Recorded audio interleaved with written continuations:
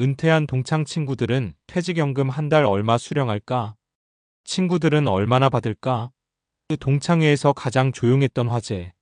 오랜만에 동창회에 나가면 처음에는 건강 이야기부터 시작됩니다.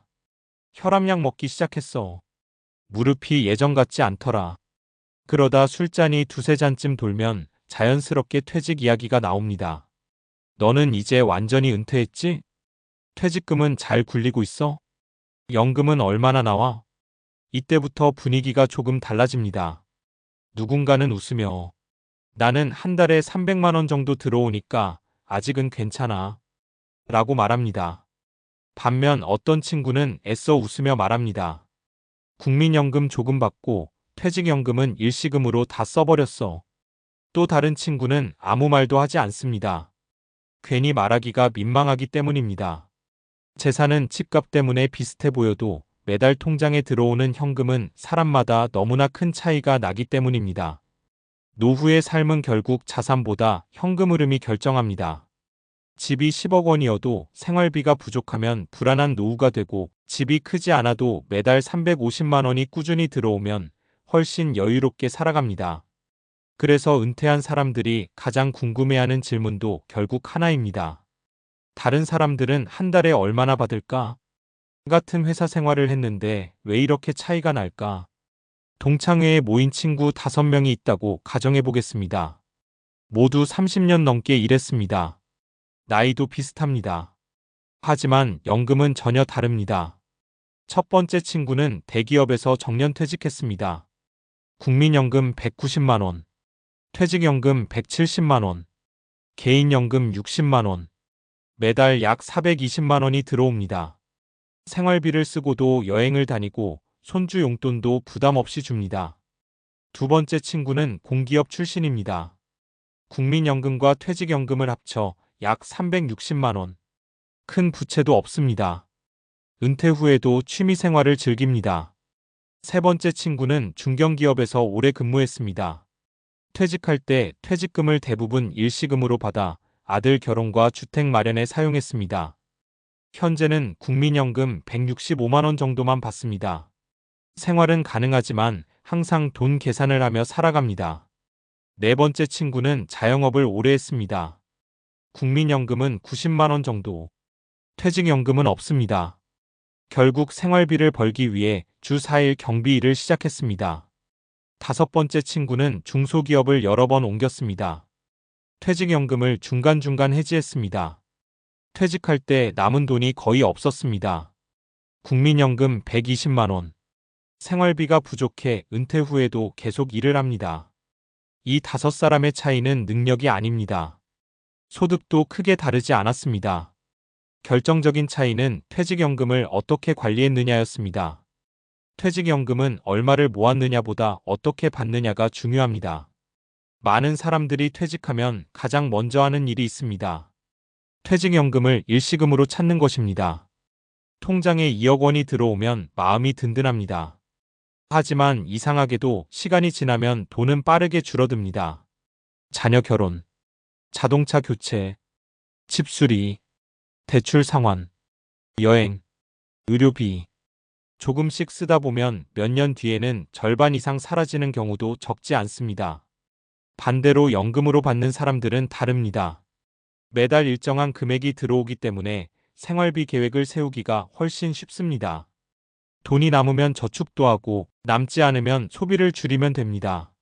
생활 리듬 자체가 안정됩니다. 노후에서는 큰돈보다 꾸준한 돈이 훨씬 강력합니다. 실제로 노후를 편하게 만드는 것은 월급 같은 연금입니다. 65세 이후에는 새로운 소득을 만들기가 쉽지 않습니다. 체력도 떨어집니다. 일자리도 줄어듭니다. 그렇기 때문에 매달 들어오는 돈이 심리적인 안정감까지 만들어줍니다. 예를 들어 한 달 생활비가 280만 원이라면 연금으로 300만 원이 들어오는 사람은 자산을 거의 건드리지 않습니다. 반대로 연금이 150만 원인 사람은 부족한 130만 원을 계속 저축해서 꺼내 써야 합니다. 처음에는 괜찮습니다. 하지만 10년, 20년이 지나면 차이는 엄청나게 벌어집니다. 노후의 핵심은 자산 규모보다 현금 흐름의 지속성입니다. 아들 결혼할 때 보태주느라 다 썼지. 김영수 가명 씨는 대기업에서 31년 근무했습니다. 퇴직 당시 퇴직금과 퇴직연금을 합쳐 약 2억 7천만 원을 받았습니다. 주변에서는 연금으로 받으라고 권했습니다. 하지만 아들이 결혼을 앞두고 있었습니다. 전세금이 부족했습니다. 아버지가 조금만 도와주세요. 결국 1억 원을 지원했습니다. 남은 돈은 대출을 갚고 집을 고쳤습니다. 몇 년 뒤 통장을 보니 남은 돈은 생각보다 많지 않았습니다. 지금은 국민연금만으로 생활합니다. 가끔 친구들과 만나면 이렇게 말합니다. 그때 연금으로 받을 걸 그랬어. 아들을 도와준 것을 후회하는 것은 아닙니다. 다만 자신의 노후까지 함께 내준 것이 아쉬운 것입니다. 반대로 끝까지 연금을 선택한 친구. 박성호 가명 씨는 비슷한 시기에 은퇴했습니다. 퇴직금 일부만 사용하고 나머지는 연금으로 수령하기로 했습니다. 지금도 매달 180만 원 정도가 퇴직연금으로 들어옵니다. 국민연금까지 합치면 360만 원이 넘습니다. 생활비를 쓰고도 매달 조금씩 남습니다. 무엇보다 마음이 편합니다. 주식이 떨어져도 크게 흔들리지 않습니다. 집값이 내려가도 걱정하지 않습니다. 생활비는 계속 들어오기 때문입니다. 그는 친구들에게 늘 같은 말을 합니다. 노후는 큰돈보다 매달 들어오는 돈이 사람을 살린다. 은퇴 준비는 연금 준비입니다. 많은 사람들이 노후 준비를 부동산으로만 생각합니다. 하지만 집은 생활비를 만들어주지 않습니다. 집을 팔거나 담보대출을 받지 않는 이상 매달 현금이 생기지 않습니다. 반면 연금은 살아있는 동안 계속 생활비 역할을 합니다. 그래서 은퇴 전문가들이 공통적으로 말하는 것이 있습니다.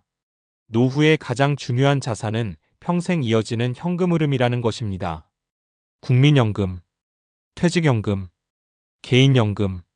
이 세 가지가 균형을 이루면 노후의 불안은 크게 줄어듭니다. 결국 친구들의 차이는 연금 통장에서 시작되었습니다. 동창회가 끝나고 집으로 돌아가는 길. 누군가는 다음 여행 계획을 세웁니다. 누군가는 다음 달 카드값을 계산합니다. 젊었을 때는 월급이 삶을 결정했습니다. 은퇴 후에는 연금이 삶을 결정합니다. 같은 교실에서 공부했고 비슷한 시기에 사회생활을 시작했으며 수십 년 동안 열심히 일했지만 노후의 모습은 매달 들어오는 연금의 크기와 안정성에 따라 달라졌습니다. 그래서 은퇴 준비는 거창한 투자보다 먼저 매달 얼마가 들어오는지 계산하는 일에서 시작해야 합니다. 오늘 통장에 있는 큰돈보다 앞으로 20년, 30년 동안 끊기지 않고 들어올 돈이 더 중요합니다. 은퇴 후 가장 부러운 친구는 가장 부자인 사람이 아니었습니다. 가장 큰 집에 사는 사람도 아니었습니다. 매달 같은 날 걱정 없이 생활비가 입금되는 사람. 바로 그런 사람이 동창회에서 가장 편안한 미소를 짓고 있었습니다. 노후는 한순간의 목돈이 아니라 평범한 하루를 오래 지켜주는 꾸준한 연금이 만들어준다는 사실을 은퇴한 친구들은 누구보다 잘 알고 있었습니다.